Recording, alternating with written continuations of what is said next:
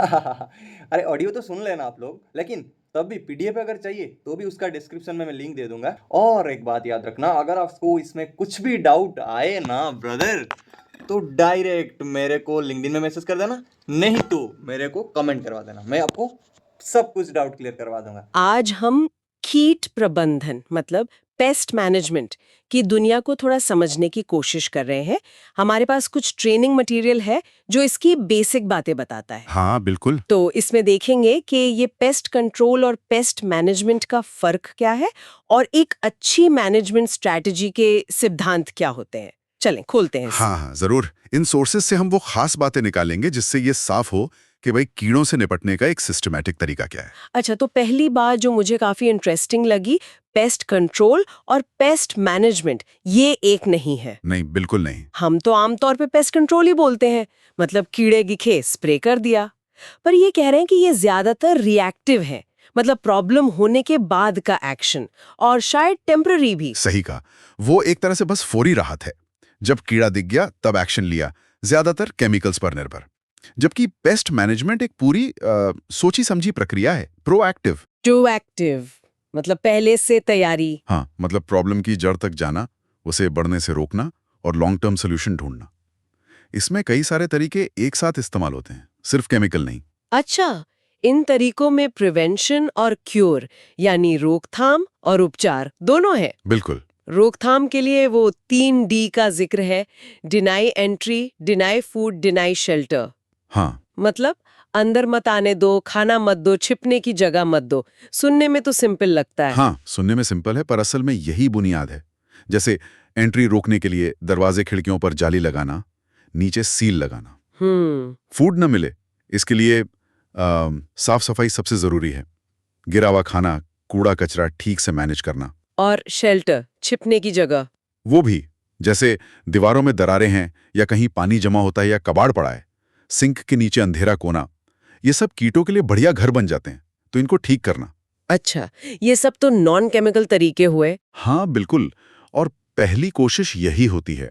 Chemical जरूरत पड़ने पर ही और सोच समझकर इस्तेमाल होता है। और हाँ, कस्टमर को एजुकेट करना भी इसी का हिस्सा है, उन्हें भी साथ लेना पड़ता है। राइट। इसी पूरी अप्रोच को शॉर्ट में ERDM भी कहते हैं। एक्सक्लूजन, रिस्ट्रिक्शन, डिस्ट्रक्शन और monitoring. ERDM, exclusion, restriction, destruction, monitoring.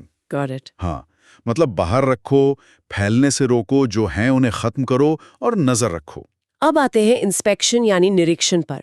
Material कहता है कि सफल कीट प्रबंधन की चाबी यही है। बिल्कुल सही। और मुझे ये बात थोड़ी चौंकाने वाली लगी कि ज्यादातर ट्रीटमेंट इसलिए फेल नहीं होते कि गलत केमिकल यूज हुआ, बल्कि इसलिए कि इंस्पेक्शन ही ठीक से नहीं हुआ था। ये तो बड़ी बात है, ये बहुत बड़ी बात है, क्योंकि इंस्पेक्शन का मतलब सिर्फ ये देखना नहीं कि कौन सा कीड़ा है। तो फिर क्या है? उसका मकसद है ये जानना कि प्रॉब्लम कितनी बड़ी है, लेवल ऑफ इन्फेस्टेशन क्या है, असली सोर्स कहाँ है। SOS, सीक आउट सोर्स, मतलब पूरी जासूसी करनी पड़ती है। हाँ कह सकते हैं। और इसी डिटेल्ड इंस्पेक्शन के बेस पर ही सही रोकथाम और ट्रीटमेंट का प्लान बनता है। ये सेल्स वालों के लिए भी जरूरी है, ऑपरेशंस के लिए भी, और जो टेक्नीशियन फील्ड में काम कर रहा है उसके लिए तो है ही। तो ये इंस्पेक्शन करने के लिए क्या खास चाहिए? मतलब सिर्फ ध्यान से देखना काफी है? नहीं, सिर्फ देखना नहीं, आंखें ट्रेंड होनी चाहिए। पता होना चाहिए कि कहाँ देखना है, क्या देखना है। हाँ। कभी कभी तो सूंघने की शक्ति भी काम आती है। कुछ कीटों की अपनी स्मेल होती है। हाँ जैसे बेडबग्स की होती है शायद। बिल्कुल। फिर बिल्डिंग का स्ट्रक्चर समझना, वहाँ क्या काम होता है ये जानना भी जरूरी है। और हाँ, प्रॉपर टूल्स, अच्छी torch, magnifying glass, gloves, mask, notes लेने के लिए पैड या आजकल टैबलेट। अच्छा, और कस्टमर से बात करना वो भी बहुत जरूरी है। उनसे पूछना कि उन्होंने क्या देखा है, कब से देख रहे हैं, पहले क्या हुआ था। अक्सर वहीं से सुराग मिलता है। आमतौर पर बाहर से इंस्पेक्शन शुरू करके अंदर की तरफ जाते हैं, पूरा एरिया कवर करना होता है। तो अगर हम इसे समेटें तो जिसे हम आम भाषा में पेस्ट कंट्रोल कह देते हैं, वो अक्सर एक फौरी शॉर्ट टर्म उपाय हो सकता है। हाँ, ज्यादातर। जबकि पेस्ट मैनेजमेंट एक लंबी सोची समझी स्ट्रैटेजी है।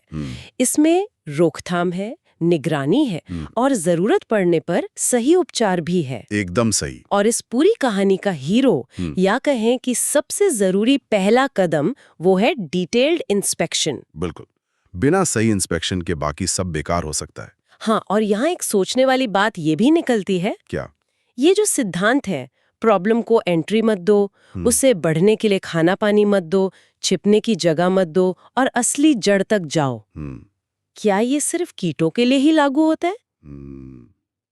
या ये सोच हमें लाइफ की दूसरी प्रॉब्लम से डील करने में भी मदद कर सकती है? पहले ही रोक देना या उनकी जड़ पर काम करना। हाँ, बिल्कुल।